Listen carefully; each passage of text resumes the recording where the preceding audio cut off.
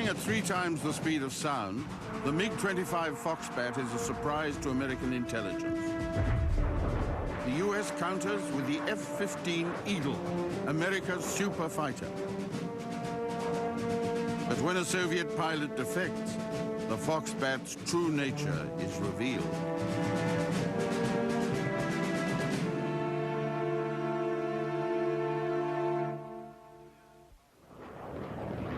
In the years after World War II, America's capacity to deliver an intercontinental bomb strike developed rapidly.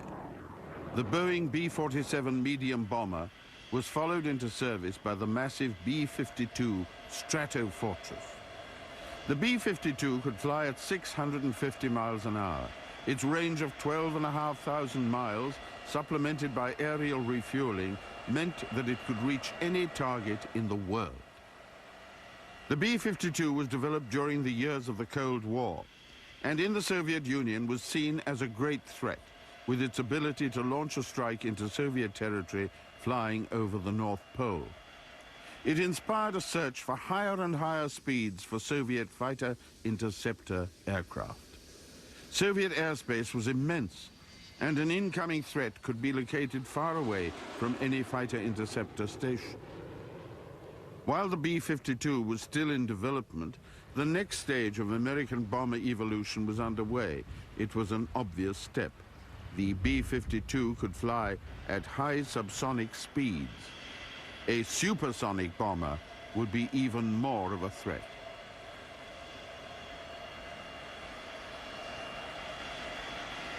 The B-58 Hustler was not only supersonic, it could fly at twice the speed of sound.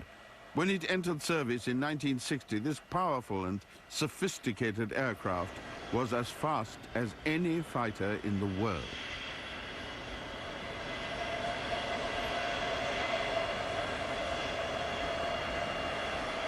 The MiG-21 had been designed to fly at twice the speed of sound and reach an altitude of more than 60,000 feet. This level of performance was needed so it could intercept a subsonic B-52. But a bomber that could fly just as fast as any MiG-21 demanded new countermeasures.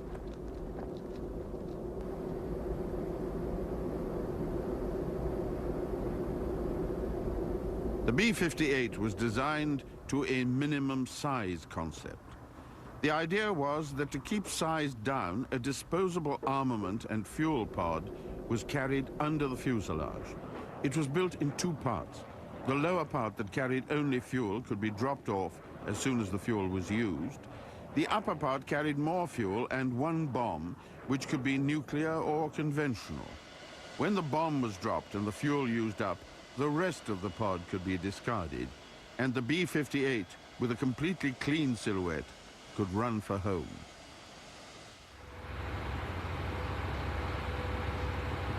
Aircraft evolution in the years of the Cold War was rapid.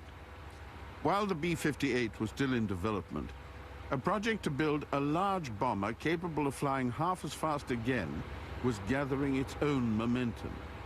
The key to such high speeds for large aircraft was the compression lift theory.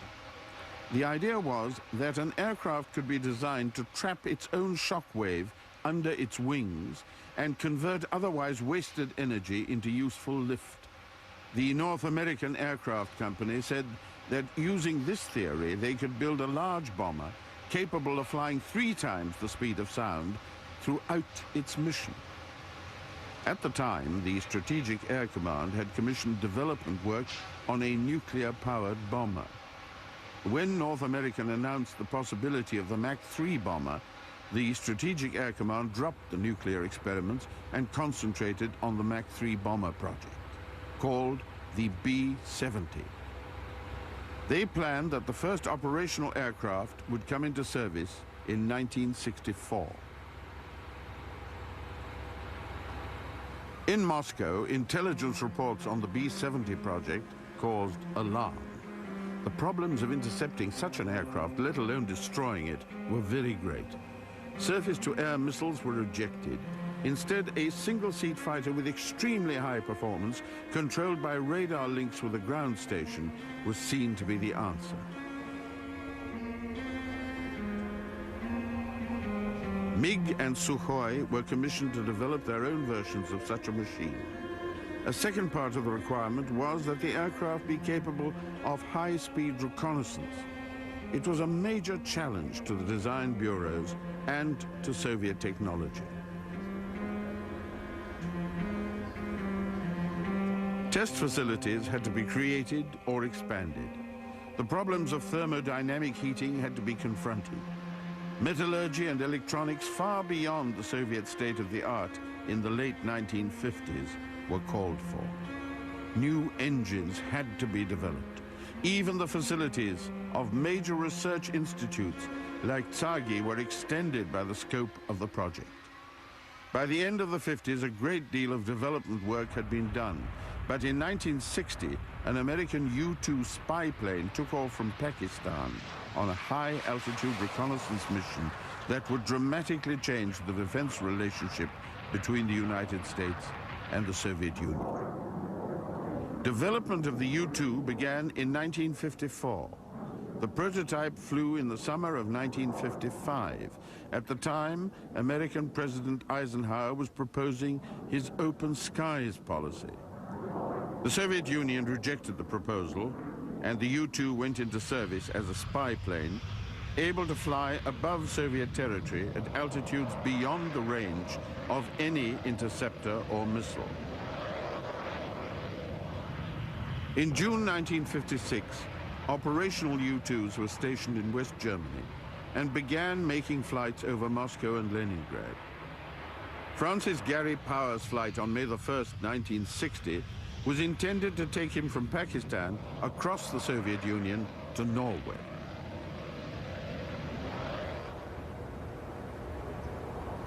On May the 5th, 1960, at the Soviet Presidium, Nikita Khrushchev announced that Powers' U-2 had been brought down 1,400 miles inside Soviet territory. At the time, a major Big Four summit conference was about to be held.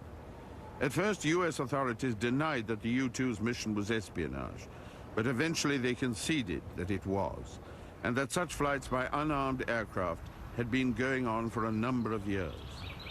A State Department spokesman, Lincoln White, was given the job of announcing that spy flights were justified. Intelligence collection activities are practiced by all countries, and post-war history certainly reveals that the Soviet Union has not been lagging behind in this field. When the remains of the U-2 were put on display in Moscow, Lockheed authorities were able to deduce that a Soviet SA-2 surface-to-air missile had knocked off the right-hand stabilizer. The aircraft had inverted at high speed and the wings broke off. Because of high G-forces, Powers was unable to reach the destruct button to destroy the airplane, and he had to eject. Nikita Khrushchev charged America with deliberate aggression and said that the world could be pushed to the brink of war. It was a diplomatic disaster for the US, but just as disastrous for Air Force strategies was the knowledge that Russian missiles were good enough to reach and disable an aircraft flying at extreme altitude. When Khrushchev arrived in Paris for the summit conference, the Allies were scrambling to try and find a way out of an embarrassing mess. US President Eisenhower agreed to cancel the U-2 flights, but refused to apologize to Khrushchev for the Powers mission. The summit meeting collapsed on its second day.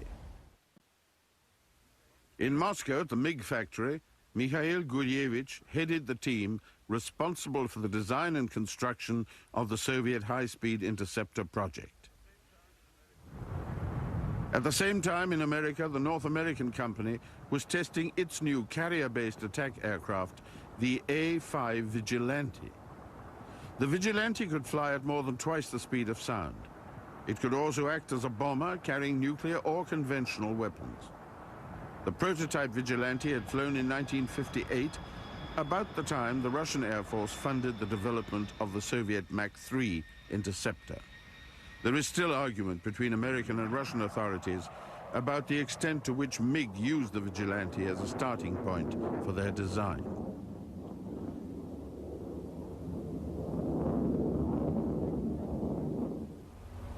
MiG's prototype was called the E-155. The basic design was created by Artyom Mikoyan. For a single-seater, it was a very large aircraft. It had to be, to carry the huge Tumansky afterburner turbojets being developed to power it.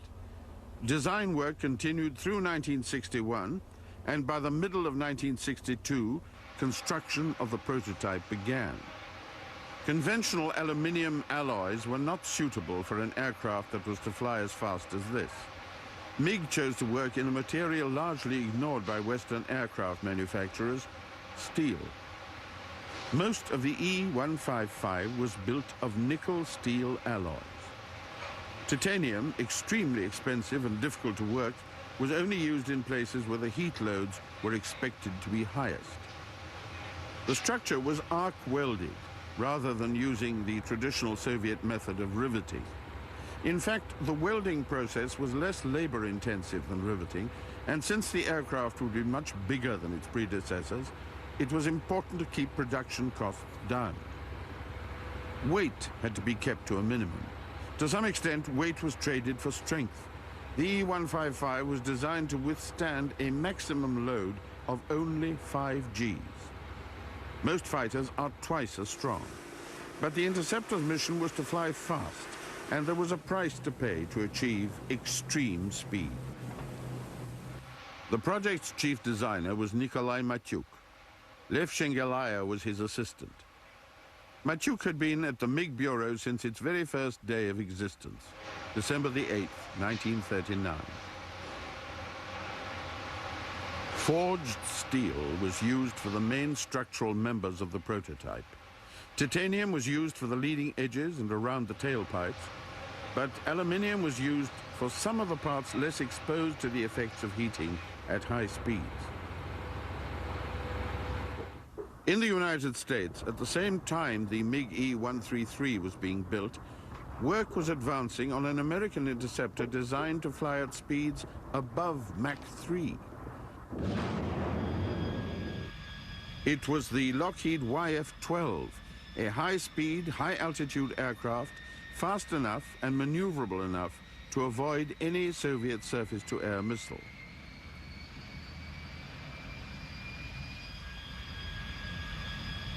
Lockheed's designers, like those at MiG, had faced the problems of extreme temperatures generated at high speeds.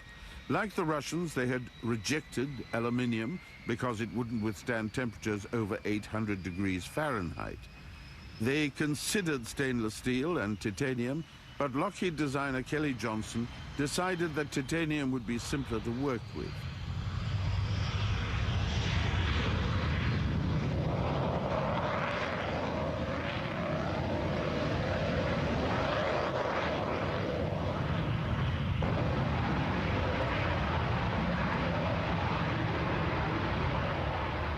The YF-12 had a large fuselage which could easily carry 3 Hughes GAR-9 missiles. Launching them was a different matter. No one had ever launched a missile at the speeds and altitudes the YF-12 could attain. The main problem was to eject the missile and ignite it so it wouldn't come up and hit the aircraft.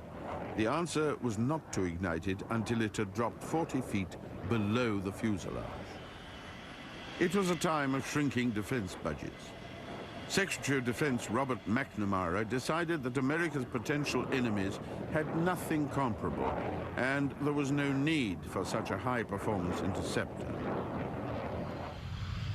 This is film taken in the Soviet Union on March the 10th, 1964.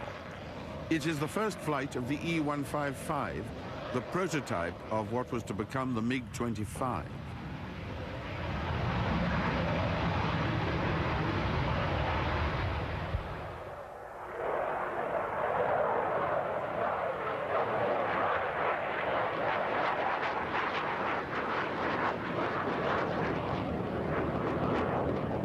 In the air, the similarity in layout to North American Vigilante is obvious. The main difference is the large twin vertical fins. MiG designers were concerned about the directional stability of the aircraft at extreme speeds, and there was a degree of overkill in the prototype. There were extra vertical surfaces on the wingtips and fairings which were meant to prevent wing flutter. Eventually, they were discarded, but the E-155 continued to suffer from control and stability problems that took a long time to overcome. This is the test rig used to develop the radar and the weapons control system of the MiG-25. It was entirely new. No existing Soviet radar was powerful enough to meet the Air Force's search and track requirements for the high-speed interceptor. The new radar was called the RP-25 Smerch, which means whirlwind. In the West, it became known as the Foxfire. It was designed to burn through any known jamming system at a range of up to 50 miles. It weighed 1,100 pounds, the largest and heaviest of its kind in the world. The purpose of the Smerch radar was not to detect or track a target. It was designed to provide a final, accurate target fix that could not be jammed, so the pilot and ground controller could position the aircraft for missile launch.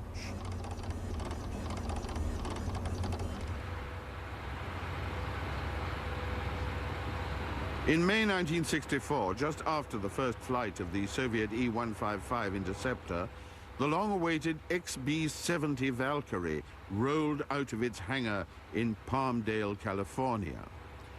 By now, it was no longer a threat to the Soviets. It had been cancelled by the Kennedy administration. The threat of cancellation had hung around the Valkyrie project for some time. It was cancelled for the first time in 1959 and then reinstated in 1960. The final cancellation took place in early 1961, and the XB-70 prototypes were downgraded to research status. One of the reasons for the cancellation was that the U-2 incident in 1960 had demonstrated that Soviet surface-to-air missiles were more advanced than the West had suspected. Another was that the growth of ballistic missile technology was forcing a reassessment of long-range strategic bombing. And a third was that the Valkyrie project was extremely expensive.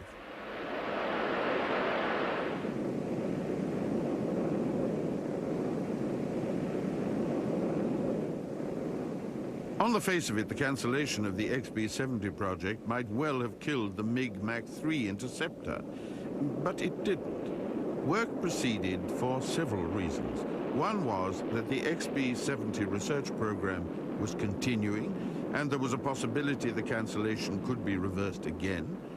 Another was that the new Soviet fighter could be used against the existing supersonic bomber, the B-58 Hustler. There's little doubt, too, that the Soviets knew of the development of the YF-12 interceptor and its reconnaissance derivative, the SR-71A Blackbird. Like the YF-12, the Blackbird was designed to be capable of speeds beyond Mach 3 and extreme high-altitude performance. It was initially developed in association with the CIA, which had operated the U-2 spy flights using non-military pilots. When the Cuban crisis developed in 1962, the Strategic Air Command took control of spy flights from the CIA. The reasoning at the time was that a civilian pilot shot down on a spy mission may well be executed as a spy. A military pilot, on the other hand, would be considered to be doing his job. When the Blackbird went into service in 1966, it was with the Strategic Air Command of the United States Air Force.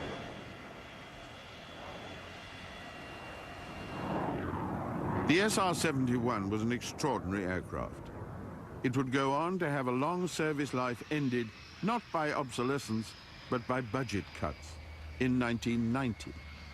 By then, it would hold the world's absolute speed record of 2,242 miles an hour, and the altitude record for horizontal flight of just over 85,000 feet. People familiar with it say it was actually capable of sustaining even higher speeds and altitudes. But back in 1964, from the Soviet point of view, it was another potential target for the new MiG interceptor.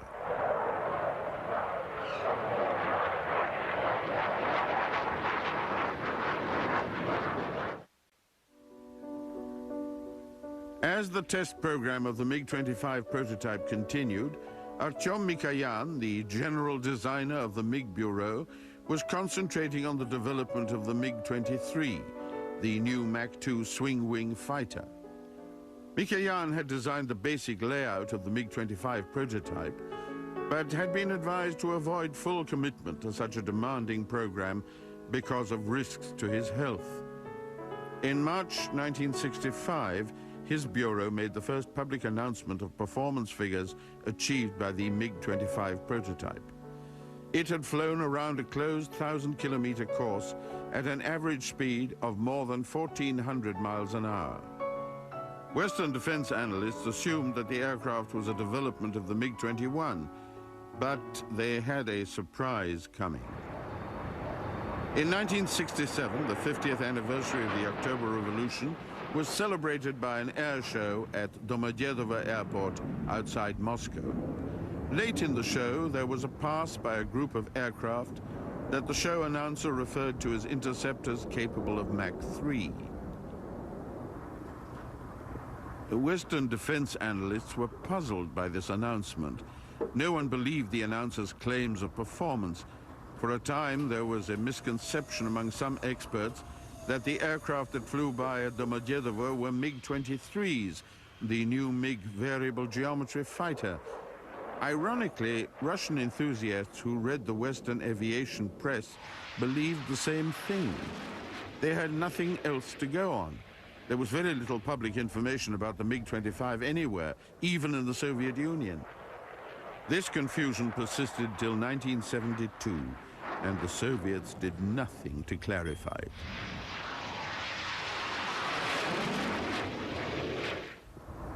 With the cancellation of the XB-70 Valkyrie and the YF-12 Interceptor, the MiG-25's secondary function, high-altitude reconnaissance, assumed greater relative importance.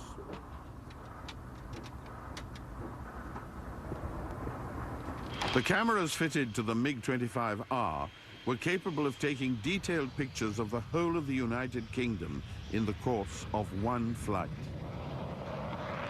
The reconnaissance version gave the West its first close-up glimpse of a MiG-25 in service conditions.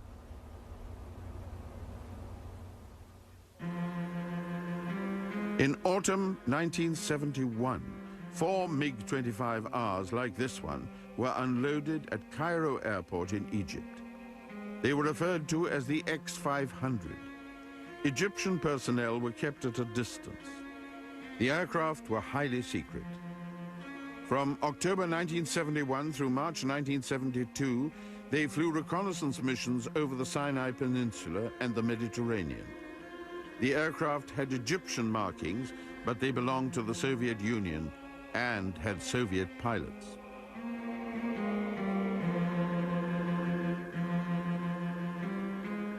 Reconnaissance flights over Israeli airspace were carried out at speeds of about 2.5 times the speed of sound. An Israeli F-4 Phantom attempted to intercept one of the MiG-25s. It simply accelerated to Mach 3.2 and disappeared.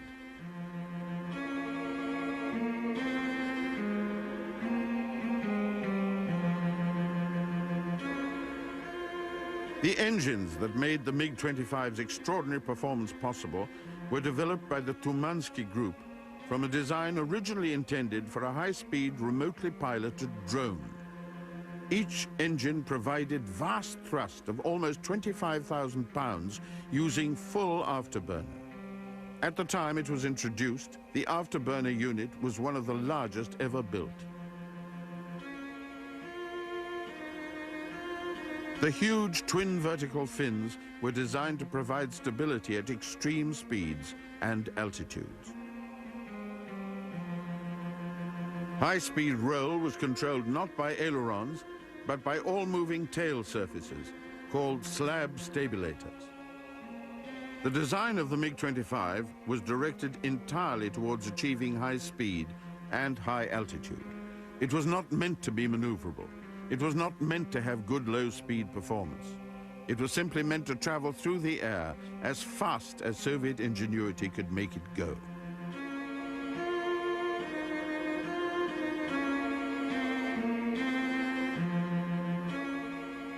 Artyom Mikoyan did not live to see the MiG-25 go into service. He had a heart attack in 1969 and left his office, never to return to the MiG Design Bureau. He died in December 1970.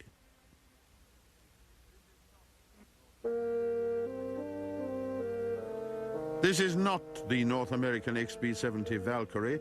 It's a Soviet prototype aircraft designed by the Sukhoi Bureau and known as the T-4, or Object 100.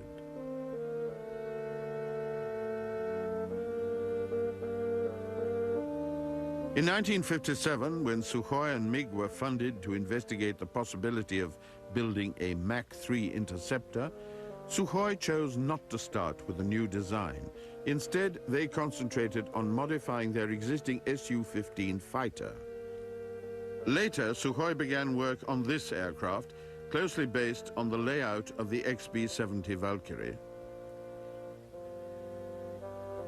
It was to be a single-seater, high-speed, high-altitude interceptor, larger than the MiG-25. In fact, it was enormous, with a fuselage about 140 feet long, almost twice as long as the MiG. Like the American SR-71, it was built almost entirely of titanium. It had problems. There was difficulty with fuel leakage through the titanium structure, and the fuselage flexed so much that a normal mechanical control system could not be used. In 1967, it was fitted with one of the world's first fly-by-wire control systems, using electronic impulses rather than normal hydromechanical linkages to operate the control surfaces. The T-4 never went beyond the prototype stage. The Soviet Air Force has always favored simplicity and ease of production, so the T-4 is now simply an object of wonder to visitors at the Monino Air Force Museum outside Moscow.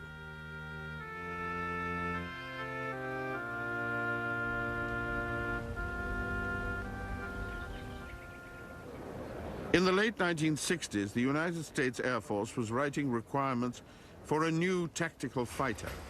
The aircraft that resulted was the McDonnell Douglas F-15.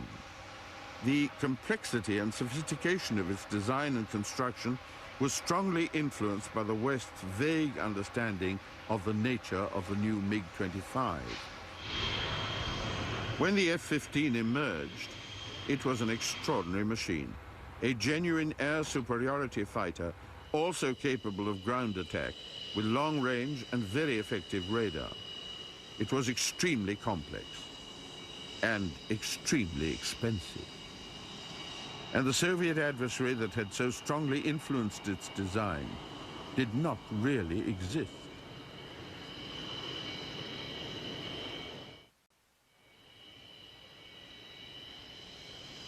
The F-15A was ready for its first flight in July 1972. At the same time, the Foxbat was flying its reconnaissance missions over Israel in Egyptian colors. In Russia, the first service models were being introduced into Soviet Air Force squadrons.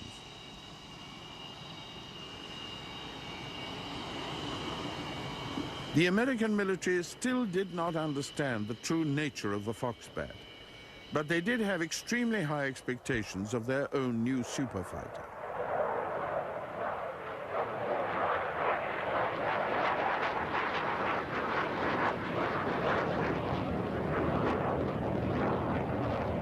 The F-15's performance through the test program was excellent. It verified that the enormous amounts of money poured into the F-15's development had bought what the military had paid for, a genuine super fighter.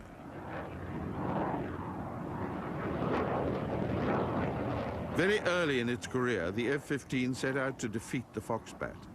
Not in combat, but in the field of time to climb records, where an aircraft tries to reach a given altitude in the shortest possible time.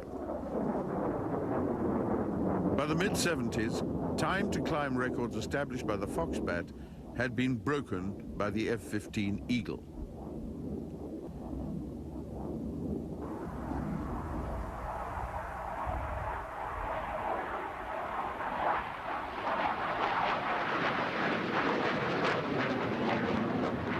The MiG-25 began to enter service in the Soviet Union in late 1971 and early 1972. For Soviet Air Force pilots, it opened up entirely new dimensions of performance, and a dedicated trainer version was essential. It was called the MiG-25U and had a completely redesigned nose with two separate cockpits. The pilot sat in the high cockpit at the back and the student in front. The trainer's performance was just as good as the single-seater, and a second armed version was developed, able to carry air-to-air missiles.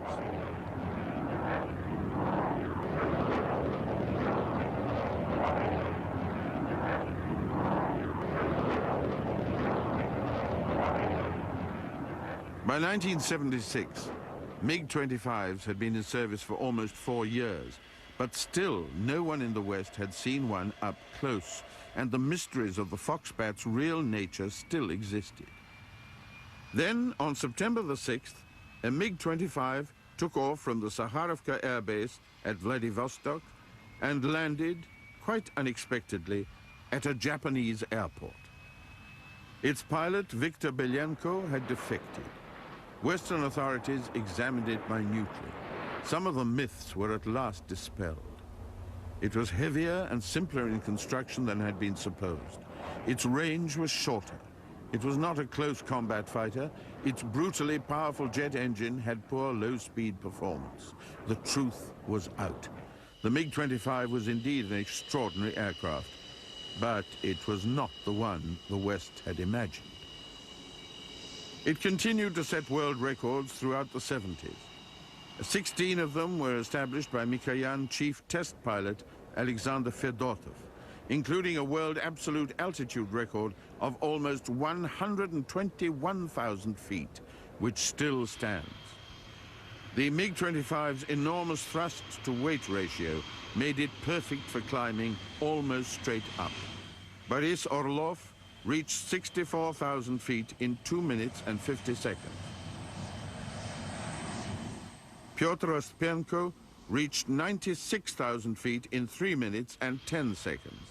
The Foxbat was also fast, flying straight and level and around a circuit. Mikhail Komarov completed a closed 500-kilometer course at an average speed of 1,850 miles an hour. Svetlana Savitskaya set 4 world speed and altitude records. Later, she became the second female Soviet cosmonaut.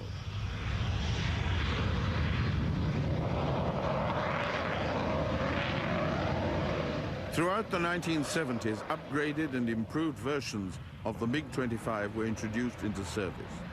They were also supplied to a number of foreign countries: Algeria, Egypt, Libya, Syria, Iraq, and India all bought MiG-25s from the Soviet Union. When Rostislav Belyakov took over the MiG Design Bureau from Artyom Mikoyan, he faced a new problem. The MiG-25 had been designed to counter the high-altitude Mach 3 B-70 Valkyrie. The Valkyrie had never gone into service, but Soviet fighters, missiles and radar systems were generally biased to detect and intercept high-altitude intruders. Now a new threat loomed. America was developing a bomber which could penetrate Soviet airspace at low altitude. The Rockwell B-1 never went into service. Its development was cancelled in 1977 by President Carter. But eventually the B-1B, a subsonic derivative, was developed. Low-flying bombers like the B-1 and the B-1B need to be detected by look-down radar that can see a target against the ground. In the late 70s, Soviet authorities were concerned about B-1Bs coming in over the North Pole carrying cruise missiles. An interceptor to counter such a threat needed to have an extended range, be able to operate autonomously, and have a new radar system. In the late 70s, two new fighters, the MiG-29 and the MiG-31, were being developed by Mikoyan. The MiG-31 developed directly from MiG-25, but even though they look similar, they are very different. The MiG-25 is a single-seater. The MiG-31 has a crew of two and a completely redesigned front end. Under the skin, it is virtually a new aircraft. The second crew member in the MiG-31 is a weapons system officer who interprets radar information and takes control of the weapons out of the hands of the pilot.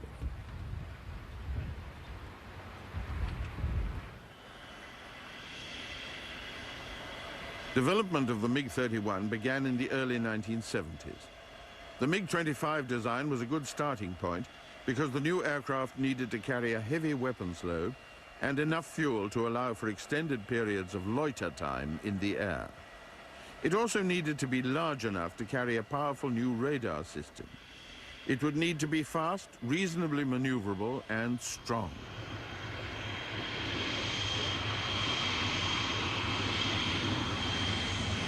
The MiG-25's enormous Tumansky jet engines were not suitable for the new task.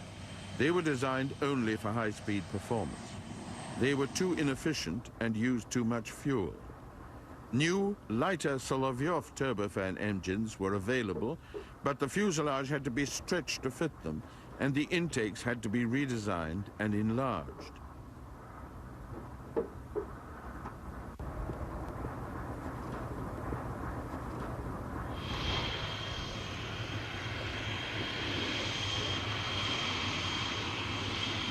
The fuselage had to be strengthened. The MiG-31 needed to operate freely at low altitude, where the dense atmosphere places great stress on aircraft flying at high speeds.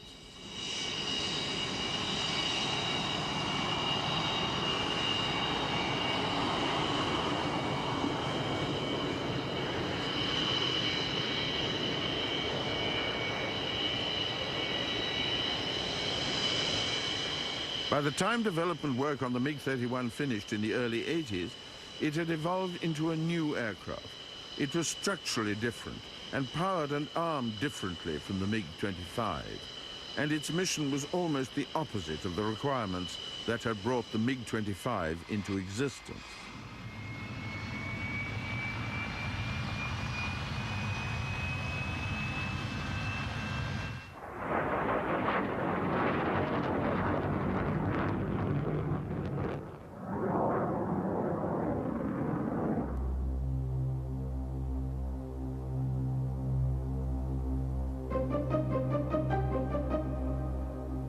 The radar, a powerful phased array system, was new to the Soviet Air Force.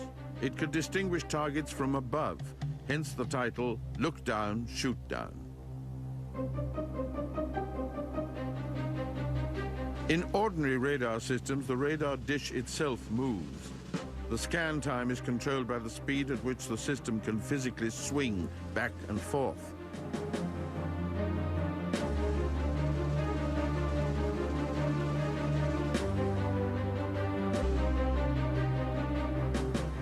In the phased array system, the radar dish stays still and the beam itself is moved. It can be thrown from the extreme right to the extreme left in milliseconds.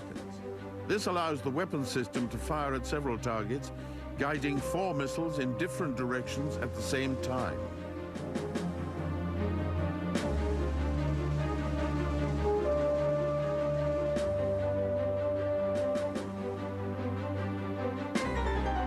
The US Navy F-14 Tomcat has a similar radar system, but it can only fire at targets remaining in one plane, and it has less search and track range than the MiG-31. The MiG-31 was the first fighter to have a phased array antenna of this type.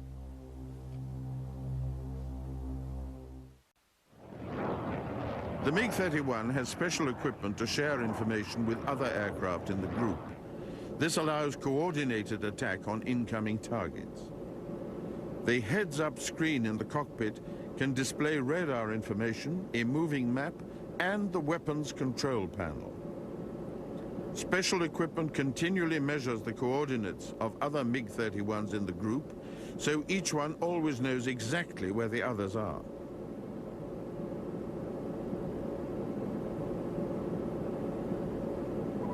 At a range of 150 kilometers, the radar can track up to 10 targets at the same time and automatically identify whether they are friends or foes. The 4 targets the system considers to be the most dangerous are automatically selected by the computer and assigned for simultaneous firing.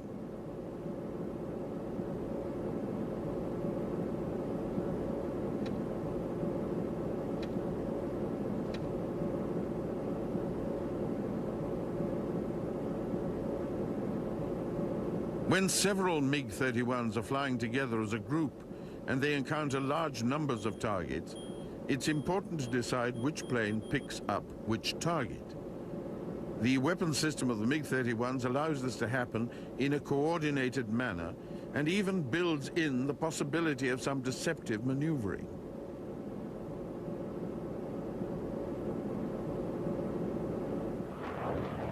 None of the MiG-31's rival fighters, the F-14, the F-15, or the Tornado, can talk to their group members through digital links and coordinate a team effort.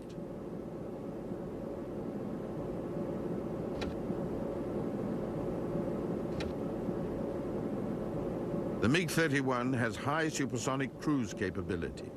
It can also fly at higher altitudes than incoming escort fighters.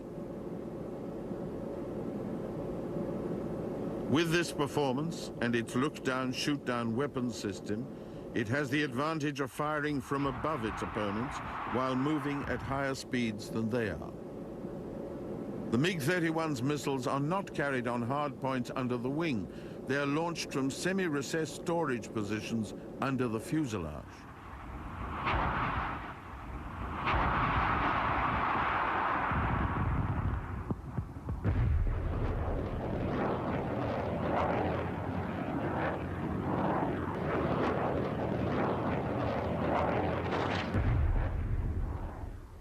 The development of the MiG-31 was time-consuming and difficult.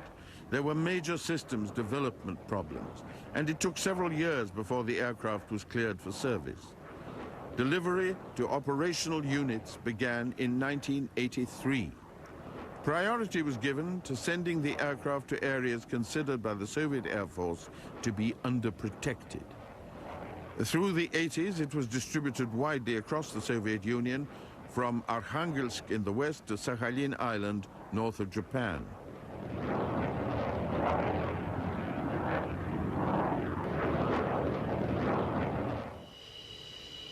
Russian sources say that in the mid-80s, Soviet bases on the Kamchatka Peninsula were feeling pressure from Japanese and American flights close to Soviet airspace. A unit of MiG-31s was sent there, and after they'd been in service for a short time, the number of flights close to the border decreased dramatically.